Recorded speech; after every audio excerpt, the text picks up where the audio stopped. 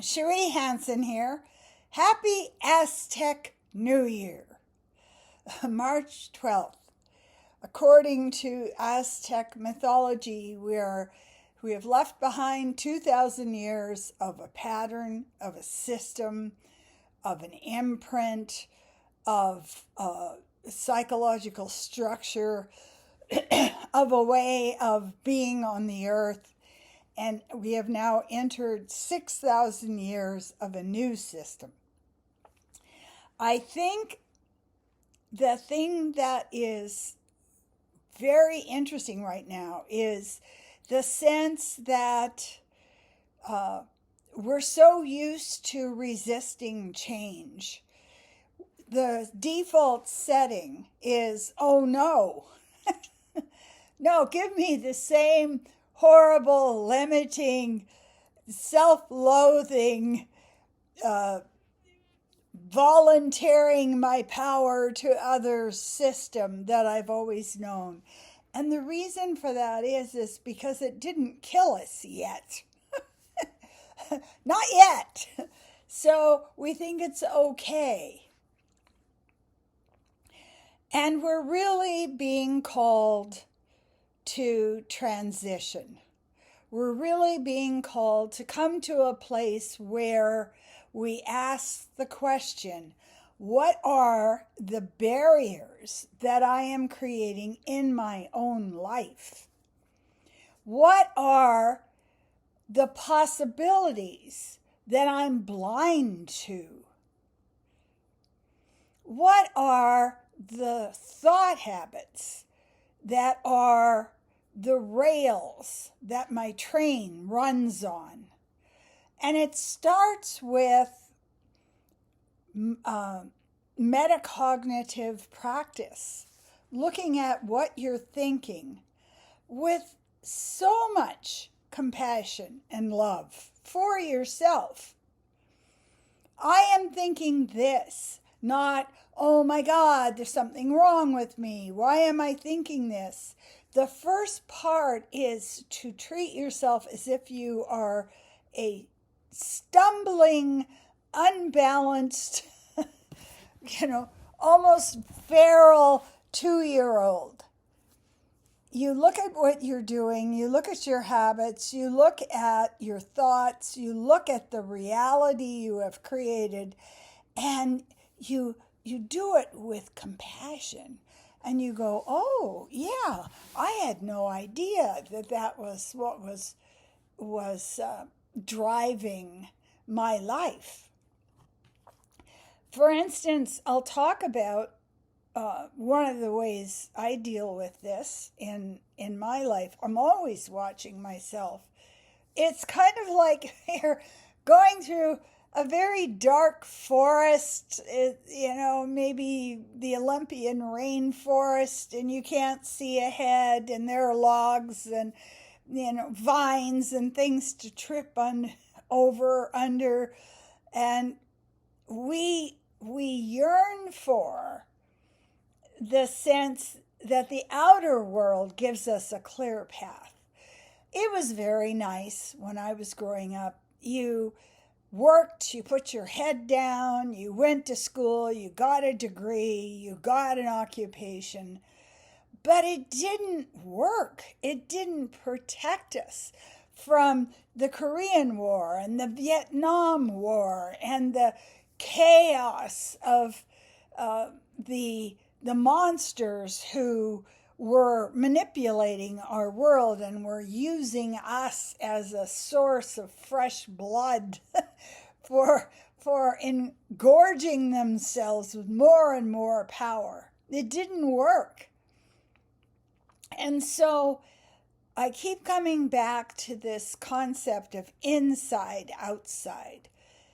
If you can understand what things, what events, what energy, what interactions are happening in your life that are outside of you, and what things, what possibilities, what thoughts, what mind habits are inside of you, it makes things so much clearer. It's kind of like if you catch a whale, you look at it and you go like, "Oh my God, where do I begin? Where can I get into this? Where can I see what's really here? How can I use it?"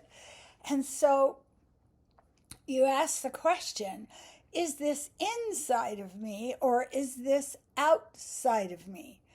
Inside of me is something that I can control with my hands, with my body, with my thoughts, with my decisions. That is my domain. And so I noticed lately we had a situation where we had a big windstorm that came through and ripped up a lot of trees. And I had already set up an estimate for having my giant maple tree pruned. And I operated with the same system I always operate with. I chose a company, got an estimate. My neighbor said, "What did you do? You only got one estimate?" And I said, "Yeah, it's just, I just choose a company and go with that." And she says, "We always get three." And so what I noticed in myself, and as I've noticed it 10,000 times now, is my resistance to change.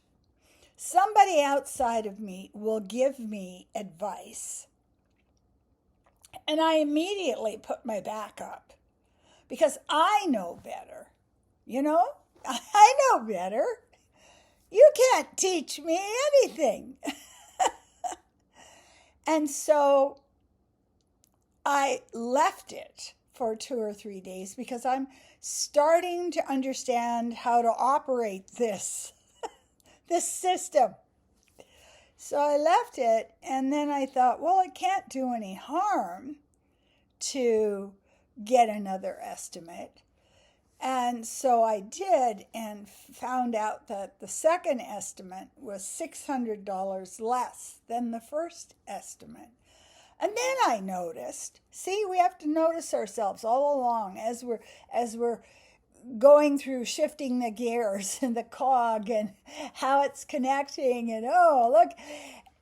And there's, I said yes to the first estimate. I can't change that. And then I'm asking myself, why can't I change it? They'll think there we are. There's no they, there's no them, there's nothing outside of you.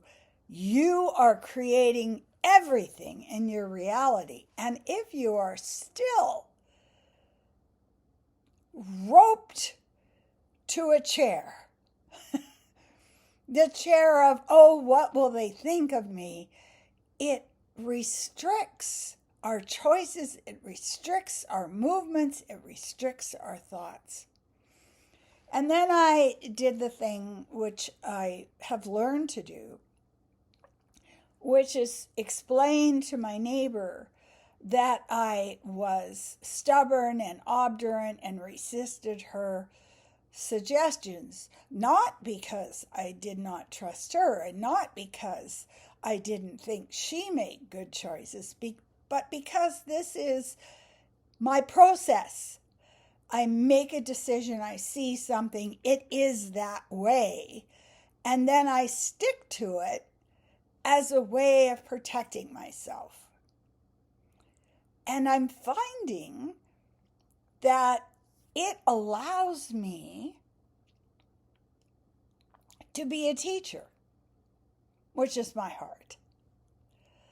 When I can say to someone else, oh, I had this reaction, and it wasn't about you, it was about something in me, and I can be open about that, what it does is it models for other people that they can change the reactions that they have to things in the world. that they can not just hold on like a drowning cat onto a branch above the rushing river, like, no, I made this decision, I'm sticking with it.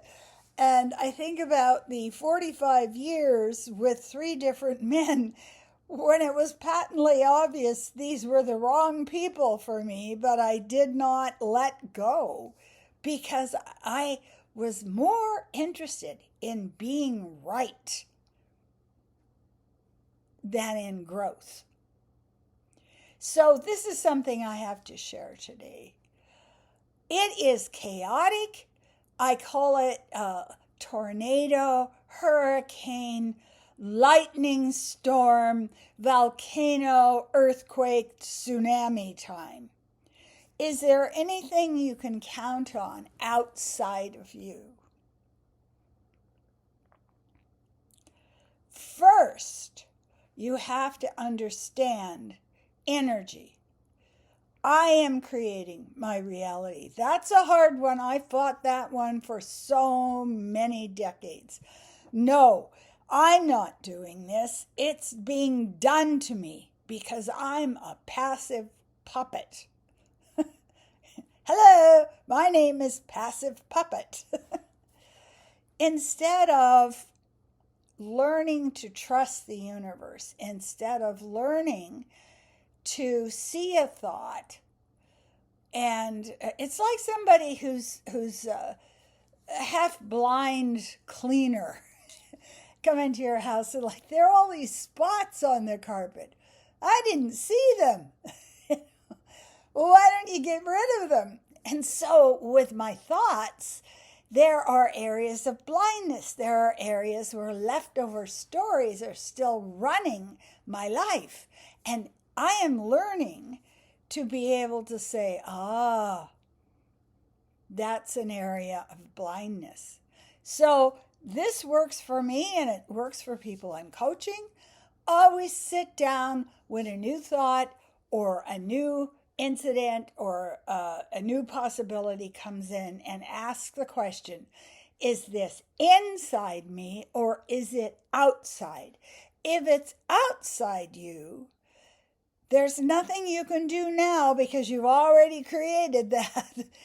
If it's inside you, you can take charge of your thoughts and your decisions so that you can create a better, more substantial, more loving reality for yourself. So that came to me today. I thought I'd share that with you. And I'm not wearing the clanky earrings on my headset. There's so much learning to do. I think we have to live 200 years to get all the learning out of the way. Thank you so much for stopping and watching my video today. I appreciate that. Do subscribe. I also suggest that you send one of my videos over to a friend or a relative who is struggling. If you feel that the message I'm bringing helped you, it could help someone else you know. So believe in yourself. Trust the universe. Subscribe. Thank you.